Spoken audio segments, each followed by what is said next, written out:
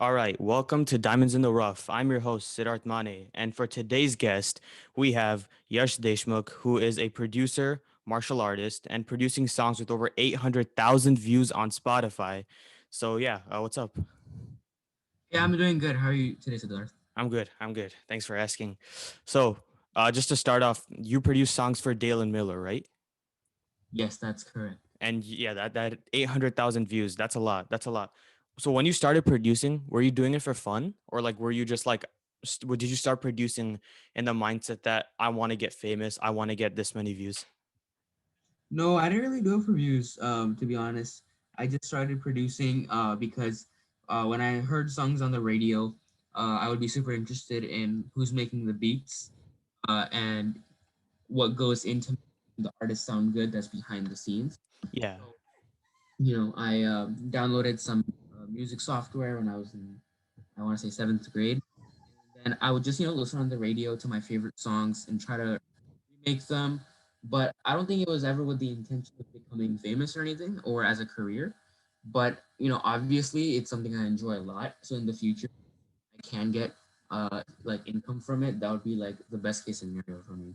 Yeah, for sure. So you just kind of started to like see what it was about, like you were trying it because you liked it, and then That's correct. Yeah. I all just, right, uh, not even because I like production, I just wanted to know what about it. behind the scenes. Oh, okay. Yeah. Yeah, for sure. Because that's like something that's, like usually when people hear songs, they look at the lyrics or like whatever. But like, you looked at the beat and then you tried that. So I think that's super cool because yeah, I mean that's super unique. I never really see too many. I see a lot of rappers here and there that are like, like SoundCloud rappers or just friends, but I never see producers. And you're actually good. Like it's good music. So yeah. And then so do you have any like aspirations or like anything? Do you have like a level you want to reach as you continue making music like in the future? Do you have a level you want to reach? Yeah, I mean, obviously, just non-empirically speaking, I just want to get better and better with my craft, and keep uh producing different genres, right? Like I've produced rap music and indie music and pop music. I'd love to dabble in all genres and not limit myself. And Yeah. when success-wise, I'd love to more than money and fame. I'd love to get a chance to sit down with some of the artists that I listen to and maybe work on music with them and pick their brain because Oh, yeah. that's going to be something that's much more beneficial for me in the long run In the of long run. out Yeah. of music. Yeah, that's true. That's true. So like you want to work with the people that you listen to now to reach that Mhm. level. So I think yeah, I mean, I think that's a really good goal. I think that's a really good thing and cool also. And just like okay, so now that you've reached a level, like a decent level for me at least, like if I was in your position, I'd be happy and proud. And I'm sure you are too. But when you started, did you ever have any like I wouldn't say haters, but did you have any people advising you not to do it? Like, oh, your school's gonna get messed up. You're gonna get distracted from this. You're not gonna be able to do martial arts. It's a waste of time. Did you have anyone telling you anything like that? I didn't really have many haters, unfortunately speaking. Yeah, I didn't really have any haters per se, because like you said, you always see rappers and stuff. And I guess if you're rapping, you get more hate, because vice versa, right? If you have a hit song, the rapper is gonna get more love. So it's rappers in the limelight, and production is something that's more technically nerdy, you could say. So like people, if anything, are supportive, but yeah, like obviously, there's gonna be people when you are just starting out, and you're not very good yet. They're gonna tell you, oh, like this is bad. Uh, yeah, which is a good thing and a bad thing, depending yeah, on how you take it. You could take it as like motivation, or if you have a very high ego, um, which I didn't always have, but then you could take it in a bad way. But there have been times where someone told me that something I made was bad, and I got kind of mad at them. Like not I didn't like cuss them out or anything, but in my head I was like, damn, this person's a hater. But yeah, like back, they were probably just telling me the truth, and yeah. they appreciated that more. Yeah. Yeah, I think anyone starting anything new, anyone that's ready to share their work, don't look at hate as something that's going to put you down or something bad. I think it's more of like a motivation thing or just, like criticism because that always helps, right? But what about now? Now that you're here at this level, do you have anyone telling you that your thing's bad or that you shouldn't do it, like producing?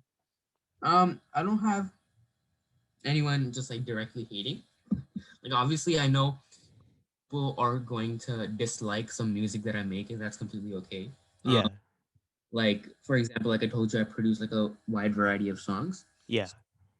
Maybe someone who wants me to produce rap music when I advertise a soft rock song that I might have produced, they might look at it as like, oh, I'm going down the wrong path, or maybe Yeah. someone who's like a music head thinks like the songs that I make with my friends for fun are mumble rap, not lyrical rap, and I'm Oh like yeah. Yeah, rap for sure. industry. There's always those old heads. Yeah, Um, yeah, yeah. so again, I don't have any like people telling me to, quit or like that I suck. But I do know that not everyone is gonna love everything I put out there, and that's totally fine. Yeah. And just if like what do you have to tell people? There's obviously like there's probably many other producers that are starting out at a young age. Do you have any advice to give them? Like whether it's like technical advice or just anything like if anyone else is getting hate, what do you have to tell them in like the music industry if Um, someone's if someone's getting out started in production, when it comes specifically to dealing with hate, I tell them that everyone starts somewhere. The first beat I made was trash, but even I'm not like a superstar yet, right? Like the Mhm. first beat that Metro Boomin made probably wasn't good, right? Yeah. The first beat that Kanye West made probably wasn't good, but working through it is what got them to the top. There's a Kanye West lyric, like imagine locking yourself in your own room, doing 5 beats a day for 3 summers, which is crazy, right? Because Kanye Yeah. West are super intricate. Chopping up old school samples, unique drums on every one of them. It's not like a template that he uses. So, locking himself up in his room for 5 beats a day, that's probably, hours and hours for three Yeah. summers long. It just shows you that he's where he is because, he grinded. Yeah. When it comes to production in general, if anyone wanted advice from me, I just tell them that like don't limit yourself. Like I see a lot of producers who just started producing like 2 weeks ago, and like all they're making is they're only making NLE chopper beats. Oh So yeah. Yeah. Like bass heavy or just like those types of yeah, like they only make NLE chopper beats. Like they only make feature beats, right? Like oh the yeah. artist beats, right? Which is completely okay. Like many producers in the industry have found success from making having one sound, and that sound becomes popular. Take Heath has that one uh, Yeah. classic Memphis sound, but some rappers like that sound, and he became big off it. There's been rappers from producers from Atlanta who just mastered that Atlanta trap sound, but most people probably aren't gonna be that lucky to get in a room randomly with Future and they have a pack of Future beats on them or whatever, right? Yeah. What I'd say is, even if you're limiting yourself to one genre, like make all types of music because you never know what opportunity is gonna come your way, or who you can work with, and if you are limiting yourself early, then you might miss out on future opportunities. Yeah. Like you told me, you do multiple types of musics now. Like you do pop, indie, rap. So, what did you start off on? What did you start off on with making beats? Definitely, like the first thing that I was producing was, well, the first music I ever made. Um, I don't think you can really put a genre on it. You can't classify it. Not because it's like, oh, it's like experimental or anything. I just didn't know what I was doing. Oh, okay, yeah. Sounded like random You sounds. just put things together. But the first, like, yeah, it just sounded like random horns and snares and stuff. But the first like decent beats I made were kind of like um that like, sorry, my phone's buzzing. Let me No, turn no, it. you're good. Don't worry about it. But the first like decent beats I ever made were definitely like kind of like the new hip hop beats. Like Not melodic rap, trap, yeah, like those like kind. melodic rap, like definitely like um either Metro Boomin type beats or like Internet money, like that. Internet Money was a big inspiration for me. So like Low Skies, blah blah blah. Like those people Yeah, were even Juice World. yeah. Juice WRLD, man. Were like the type of beats I would make growing up. Not growing up, but when I first started out. But yeah, now I had to diversify because, like you said, like I produced for Galen, right? And Yeah, although I was just doing rap beats, like I know she is in my grade, and Yeah. she's a very, very talented vocalist, right? Yeah. So one day I was like, hey, if you can send me something, maybe I can just, touch it up because the her songs that I had heard, I could tell that she's very vocally talented and her Yeah. these are very good. Um, Mhm. but, it sounds like it's just her singing, and it doesn't sound mixed or mastered, which is also something I did, which is something all producers learn how to do is make their mixes sound good. If you don't know how to mix it, it's just the effects you put on your instruments, and then the master is what you put on the master channel to Oh, basically okay. take it from something that sounds decent to something that sounds studio finished. Is like the Um, final touch of yeah. So usually mastering, you just compress it so it just gets louder, and then you on it so it gets brighter. You just want to make it sound less like this, like you're in like a trap room and you want to open it Oh, up. okay. Yeah, yeah. So I was like, hey, although we're not the same genre, like send me like the next song you're about to release, and I can just put some master effects on it so it sounds like a professional recording. And I did that, and she was like, yeah, if you want to mess around with it, you can. So I was like, yeah, let me just put some random drums on here. So that was It Rains in New York City. So like you'll see if you go listen to that song, that it's mostly what I did was mastering and opening it up so it sounds. Okay.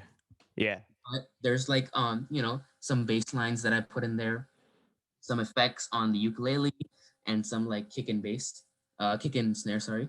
Uh, Yeah.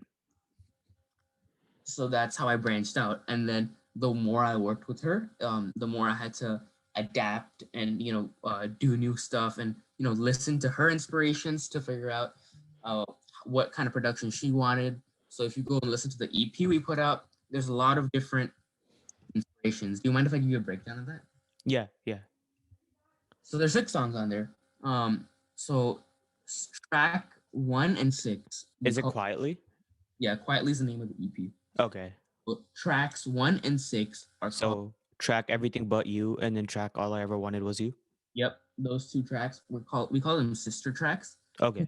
They have um very similar melody and vibe, and they're both very soft spoken, soft, easy to the ears, ambient tracks, but just a little bit different thematically. The first one is like, oh, she wants someone but she can't have that person, and the last track is about, oh, like it's okay, like she's gonna learn to live with it, whatever, right? Yeah.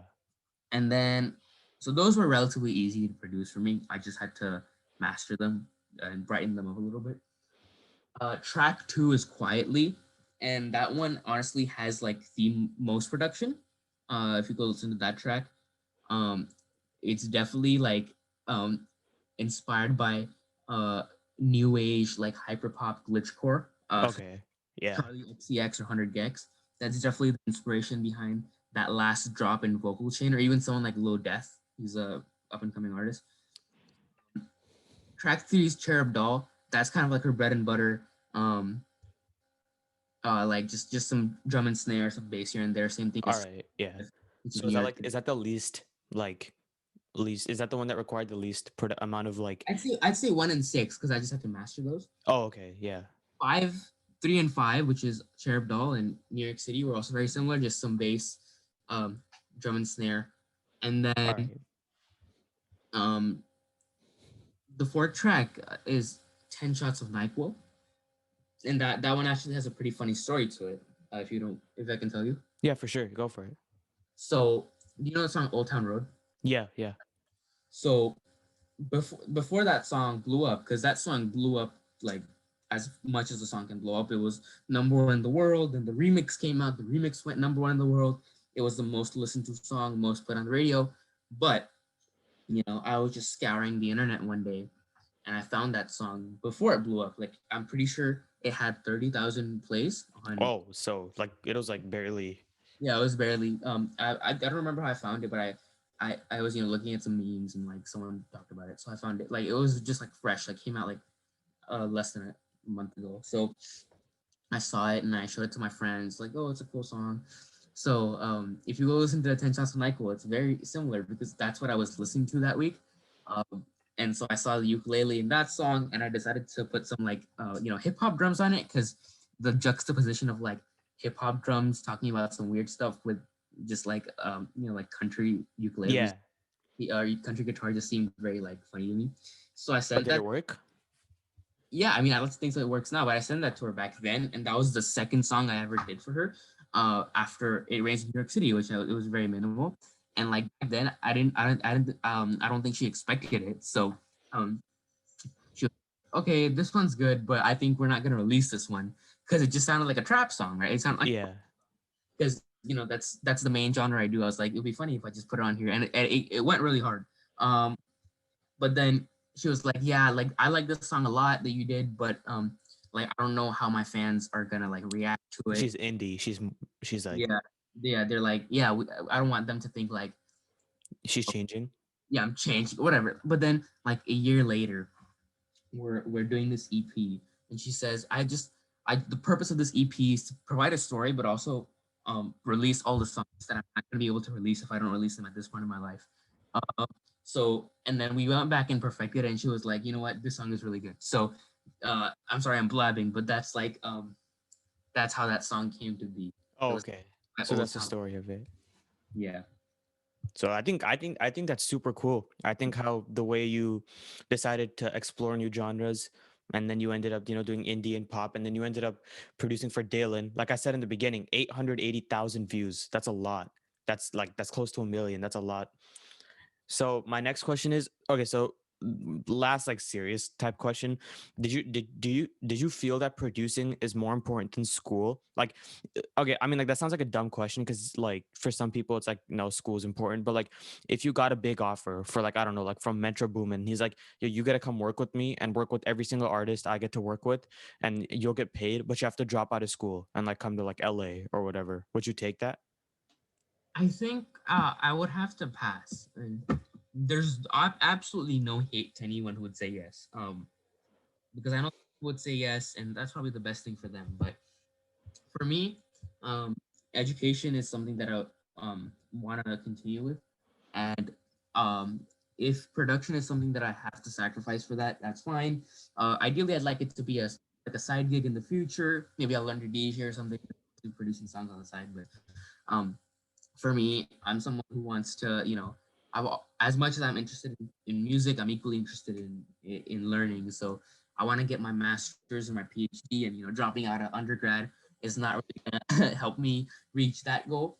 Um, but if I get my undergraduate degree and I'm like, screw it, I'm gonna take 2 years off my career to go to move to LA and try to produce with these So guys. like you want to back up pretty much. You want something to fall back on. Yeah, and I'm not fully committed to having production as my full time career. Yeah, for sure. That makes sense. I mean, it's a logical and smart thing to do. Because honestly, okay, for me, I might say yes, just because I know school's important, but I mean, who knows? Like, do you think that producing is like a long sustaining thing, or like a track? Like, do you think Sorry, go ahead. that's my question pretty much. Do you think it's like a sustainable thing, or would you rather? I know you pretty much answered this, but like, do you think it's a sustaining thing? I mean, uh, obviously, I said I wouldn't do it for myself, but like if anyone wants to, go bet on themselves, that's completely fine. And we've seen that production can be a valuable, a sustainable career, if you play your cards right. Hmm. you know um Even if you aren't producing for the Drakes and Travis Scotts of our industry, um just having your own studio, maybe renting out your studio, maybe teaching classes, maybe just producing for rappers on your scene, all that stuff, right? Like it Yeah. easily be a sustainable career, and I can definitely understand people want to bet on themselves, but uh, personally, as a decision, it's not one I would make. But literally, I think 90% of people would make that decision, and like I completely see why. Yeah, for sure. Okay, so this is the last question. It's just kind of like a silly question. Okay, so who's your favorite music producer? Um, I'd say I have a couple inspirations. Um, the producer that really that really inspired me to produce was Metro Boomin, Yeah.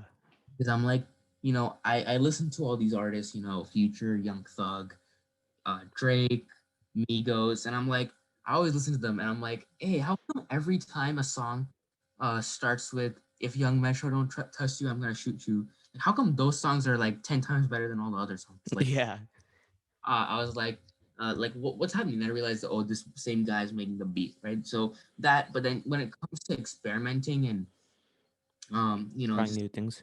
trying new things and just being bold, I would say that Kanye is my second inspiration. Oh yeah, yeah, for sure. Because his he has like a lot of versatility that you hear. Yeah, it's a very broad discography. He's always been one to never let people box him, right? Like Yeah, for sure.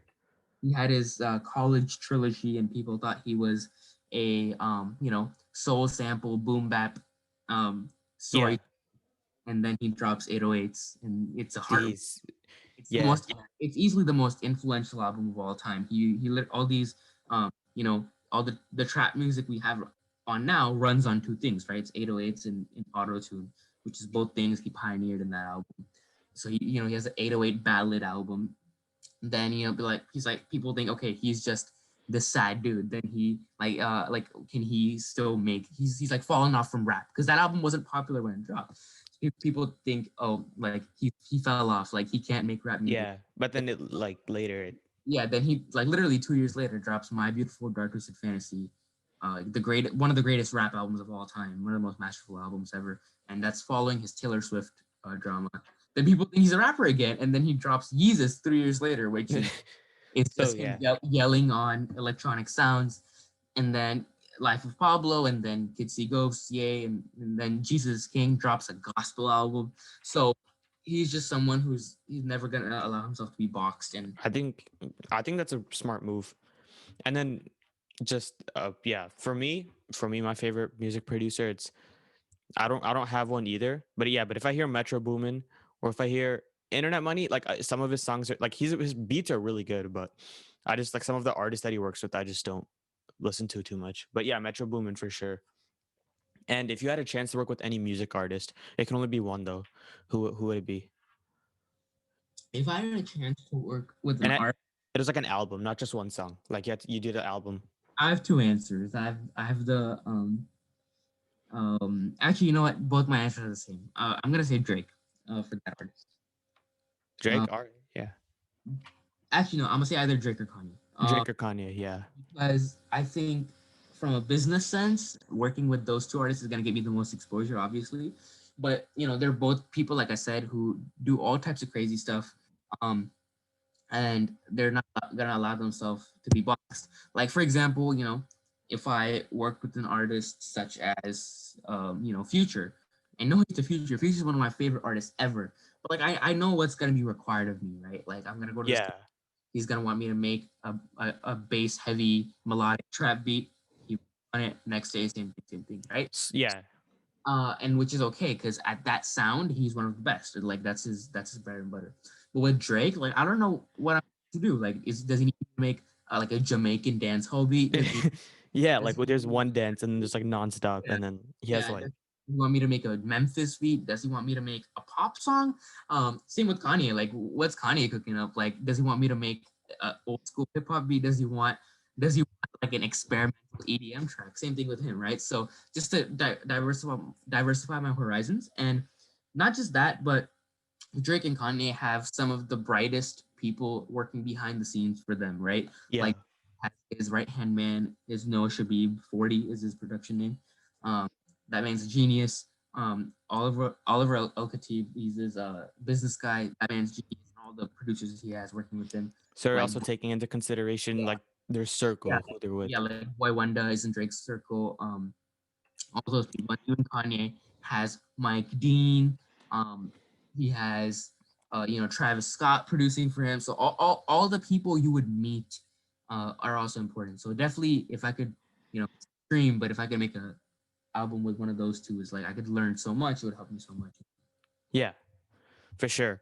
All right. I mean, so now that we're coming to an end, I just want to say, like, he's a producer. He's produced for Dalen Miller, but he also has his own group, Two Side, where him and his friends, they're making music. I think it's dope. I think they're singing, they're rapping. I think it's super cool. I think it's fun. I think you go check that out. I'll put all the links in the description. And I said at the beginning, he's also a martial artist. So his West Coast Tribe Pleasanton, I'll put the link to that Instagram. Check that out. That's also super cool if anyone's interested in martial artists. And I think a key thing you can take from him is, always try something new, whether like not just in producing, like obviously producing, but also just, Yash said he just started in producing and he got a software and then like look where he is now, you know? So I think the key thing to take away is just like try new things. And, if you fail, you fail, but, you should know that, it's never bad to try new things. So yeah, that concludes it. Thank you, Yash. Thank you, Yash, for coming on the podcast. No problem. Thanks for having me, Siddharth. Yeah, for sure. Yeah. All right. Thank you. And yeah, stay tuned.